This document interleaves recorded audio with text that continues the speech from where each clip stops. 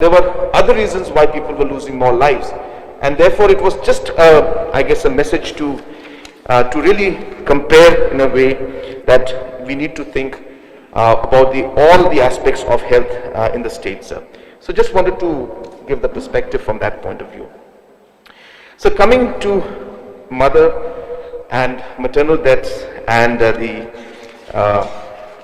infant mortality deaths, sir.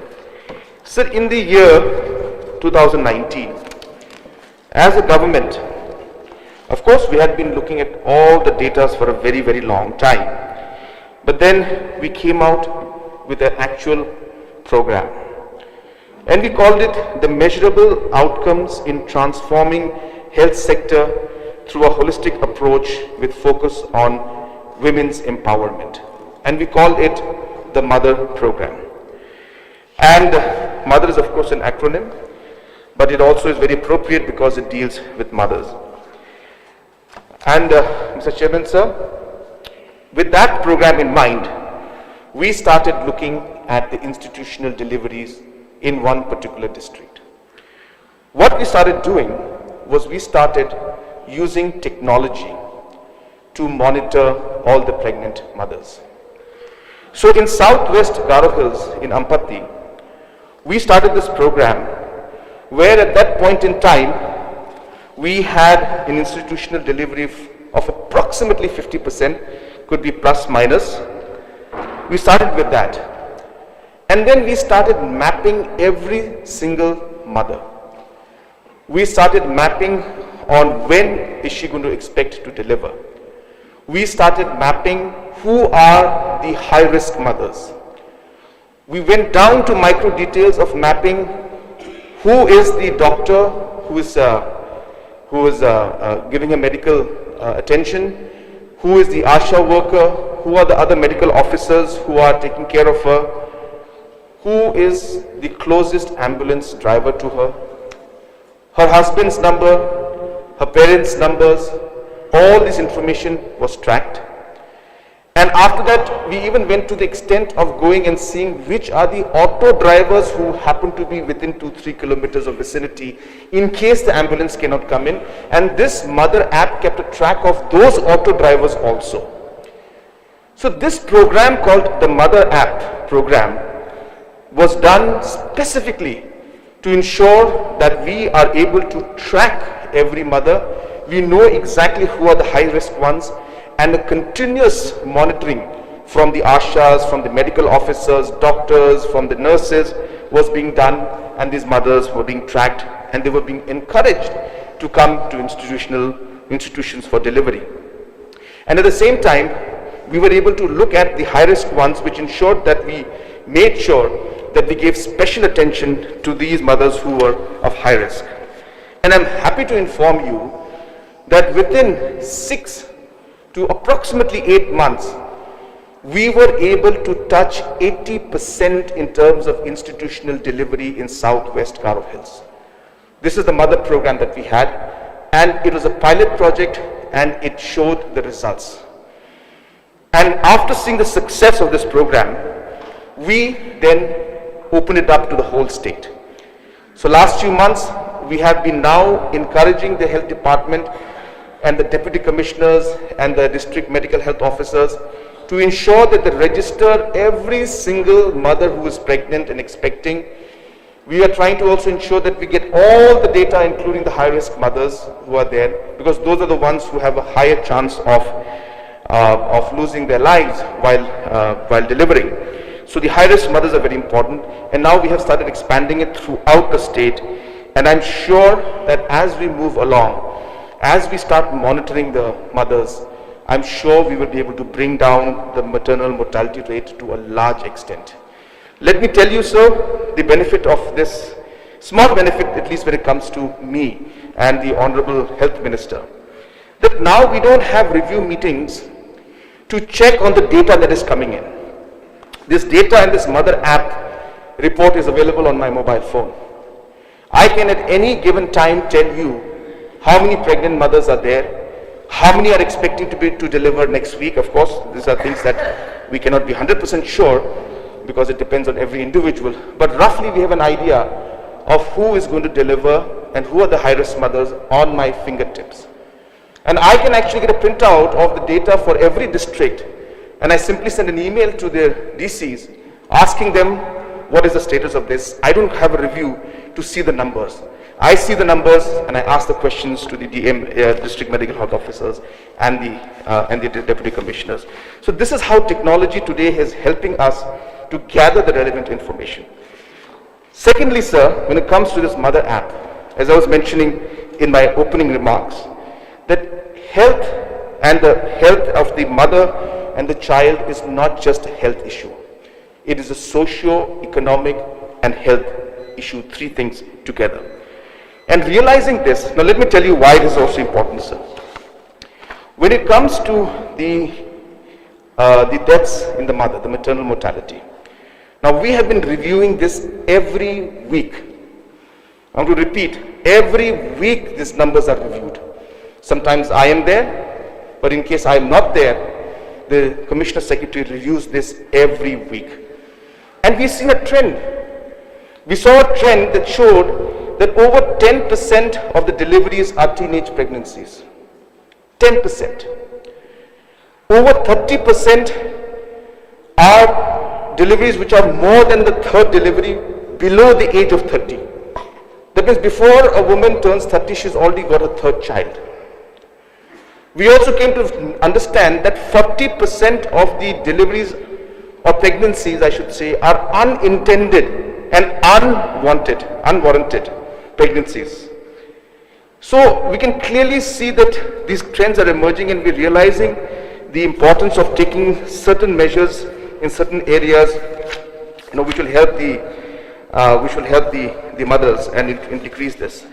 So therefore, realizing all these aspects, we felt strongly that we must connect the nutrition program, we must connect the mother's health program, and we must connect the economic empowerment program through CNRD or through self-help groups together to be able to see an actual difference in the long run, not just a short-run difference of just seeing few numbers come down. It is a long, drawn affair. There has to be interventions at different levels. Another reason why we're saying this is because there is no spacing between the births of children. And if you look at the entire process, that a lot of these deaths that occur is because of multi-gravida, and lack of spacing between the children that are born is actually missing. And women have actually no right, in the sense that there is no defined policy and no discussion in society to talk about the spacing between two children. And medical professionals will tell you that it is most probably one of the most important aspects. So we need to look at all of these aspects. And therefore, as I said, we combined social welfare, which is nutrition, we combined health, and we combined rural development, including self-help group movement, in one platform. And this is what we're calling the Mother Program. And so we will see that as we move along in this project, that we will look at the mother's health, not just when she's giving delivery, but as soon as she gets pregnant. Not just when she gets pregnant, but even before that, to plan out the spacing of the pregnancy.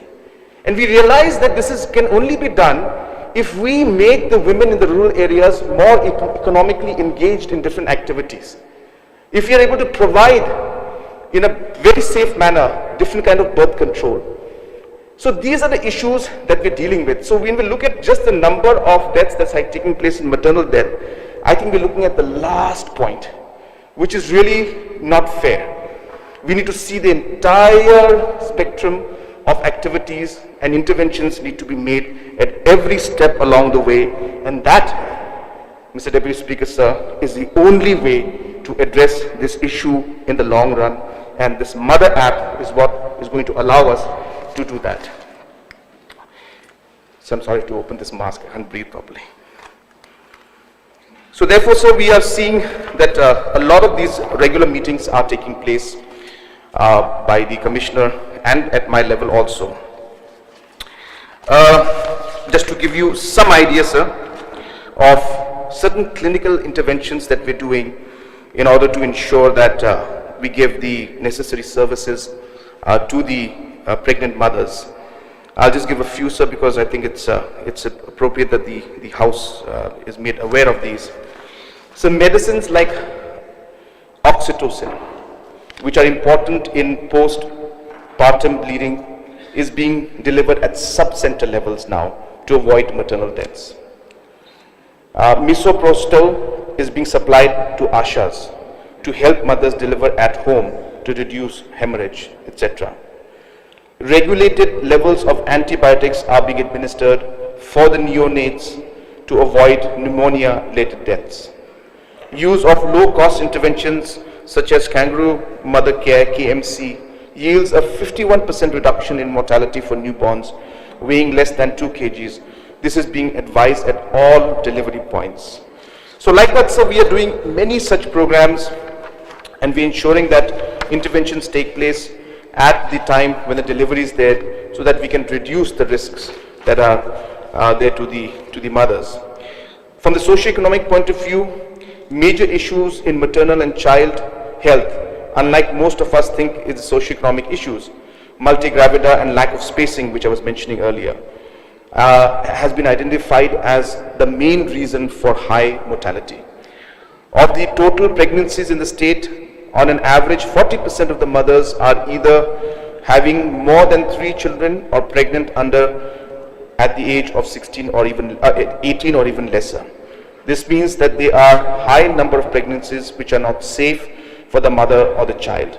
There have been cases where mothers as young as 19 have 3 children with absolutely no birth spacing.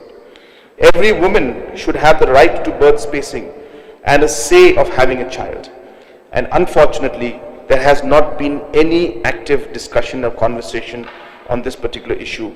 But we are trying to initiate that. And the health policy that we're going to come out with, we have been having many meetings regarding that. The health policies will have a special focus on the mother and child's health, sir. So apart from that, sir, a lot of discussion was done on the overall infrastructures that is there in the state, or I should say that is not there in the state, in the different medical facilities that we have. And this, in fact, because we started this entire program of MMR and IMR through this Mother app, we realized the shortage of the infrastructure and the manpower both at the grassroots level. So let me also, it's not about blaming anybody, sir. I think it's important to understand that, as I think Honorable Member Mrs. Ampareen had mentioned, that it is a big challenge. It's not that it's something that we can expect that we will start today and we'll see the difference tomorrow. Of course, there will be some short-term processes and gains we will see. But as I said, my entire opening remarks have mentioned and shown to you exactly how complicated this process is. And it will require interventions at different levels. So therefore, infrastructure was one part that we did realize. And that's why as early as 2018, we started moving for externally aided project through the World Bank to get funds to improve the overall infrastructure in the public health centers, community health centers, and the sub-centers. And I'm happy to inform you, sir, that the World Bank has approved that project. An approximate amount of 350 crores has been approved by the World Bank and the Department of Economic Affairs, Government of India, where they will be invested in the overall health infrastructure. So we will see an improvement in the existing infrastructures in the PHCs, CHCs, sub-centers, and we will also see a lot of investment being made in the data that we get. As I said, data is very, very crucial for us. You will not believe that up till now that we started this Mother program, we did not have accurate data of the number of pregnant women and the children throughout the state before this app was brought in. Now, after we've made it compulsory for them to register every single pregnancy, we are finally getting accurate data. So data is very important for us to be able to really plan our policies and interventions in the long run and the short run too. So therefore, this World Bank project will also involve investment in the IT system, where we should be having not only the record of all the patients and the history, medical history, which of course is confidential and will be available only to specific users.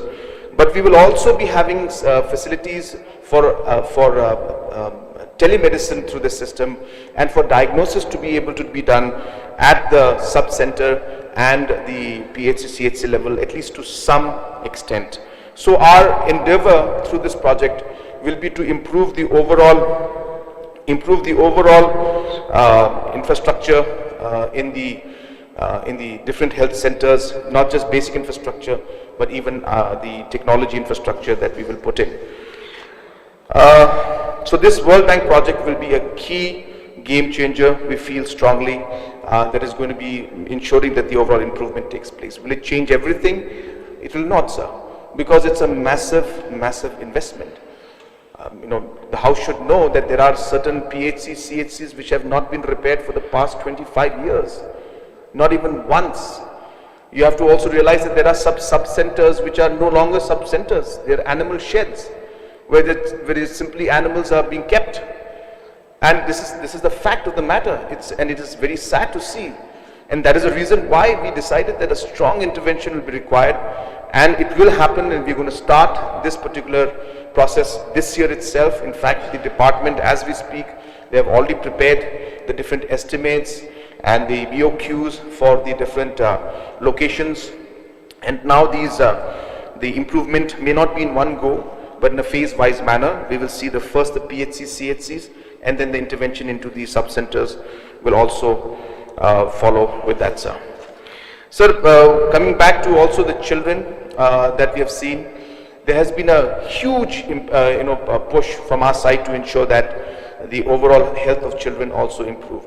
That is why the mother app that we have is not only going to focus on the mothers who are pregnant, but it will also focus on the children who are born up to the age from 0 to 5, so that we follow the 1,000 days and beyond that also, in terms of whether the immunization is being given to them on time or not, whether they're getting the different kind of nutrition programs or not, how many of them have got a deficiency in weight or in height. So those data also will be collected through this program, and I'm happy to tell you that because of this concerted effort of this program of ours, which we call the Mother Program, just about a year and a half back, we were the lowest in terms of immunization in the country. The lowest, at the bottom. But today, we are number 2 ranked in the country today in terms of immunization. This is all because of the kind of concerted effort that the health department has been putting in, and the information that we've been collecting, monitoring and following up. And we are seeing results. So as I said, sir, we will see results as it comes, but it is a huge step for us to look at. And I mean, there are many things to be done, sir. So coming to teenage pregnancy, sir. And I think the honorable members have really raised a very important issue out here. Now this is where, again, it's a big picture that we have to look at. Now why is teenage pregnancy happening, one has to understand. And obviously it's because of socio-economic conditions in the rural areas as well as in the towns. Now here we have a system and this huge population of close to 20 lakh children who are below the age of 18 today. 20 lakh. And they just are not being able to get the direction which they want to go to. Yes, the parents are doing their part, the children are doing their part, their friends are there, but social media and the internet also has a very important role to play. Now, because of the system that we're having now in terms of the huge access to the internet, sometimes our young generation is not able to really choose one from the other, and they do get impacted. They see what kind of opportunities are there in other parts, and what kind of different avenues that the youths get, and they sometimes get discouraged, and this could be one of the reasons why they get diverted into the wrong things in life, and they have different kind of social issues that come up. So therefore we realize that the youth policy is a very important part of this, and that is the reason why we've been working very aggressively in the past few months to come out with a youth policy that is going to be actually meaningful. And when I say youth policy, I've been very clear to our team that we must ensure that the youth policy fits into the government's objective. And the government's objective is very clear. We want to have productive, responsible, patriotic, hardworking, and right value children in our society, so that they become very, very responsible students, children who will then take our state and our country forward. But at the same time, when we create a policy, we should also remember what the youth want. And then we should remember, third thing is where we are right now and where we want to get. So we are looking at all these aspects and realizing that we need to channelize the energy of the youth in the right manner if we want to address the issue of teenage pregnancy. And therefore, in this youth policy, we will be having certain programs where we will ensure that children and the youth are given an opportunity to pursue their hobbies and their skills. We'll ensure that they are able to pursue one skill where they can learn something that is different. They can get opportunity where they can pursue things which they like to do. So there'll be multiple programs that we will put in where we will give opportunities to the younger generation to be able to pursue this. We feel that this will go a strong way in shaping the energy of the youth and diverting them from important issues like teenage pregnancy issues that we're facing in a much more productive manner. We plan to have counseling centers in different locations. We will try to do it. We will do it in every district. We'll try to go down to the blocks, to the colleges, to the universities, and let these counseling centers be used as also the activity centers for the youth. So that is a kind of program that we're doing. It's very similar to what Iceland has done, very similar to what Europe is doing. So Iceland has got a program called the Youth of Iceland, and then that was copied by Europe, which is called Youth of Europe. And its whole idea is to give opportunity to the youth so that somebody who likes football can then get 6 months or 1 year of training in football, which then will be given by service providers who are our own people, which will become a business model for them. Similarly, if somebody is very interested in music, our people play the guitar, play the piano, but they can never learn how to read music. And so there's no scientific approach to it. So why can't we give an opportunity to the youth to be able to learn how to read music? It's just a matter of 2 months, 3 months, or 6 months, and they can then read music. So this is what Iceland did, and then they saw that the number of students and youth who were into drugs came down drastically. The teenage pregnancies that used to be there came out drastically. Of course, there were many other things that they did, but I think this is one of the main things that was there. So therefore, yes, teenage pregnancy is a very critical issue. And again, as I said, it's not a matter of just simply policing or coming up with laws to stop it.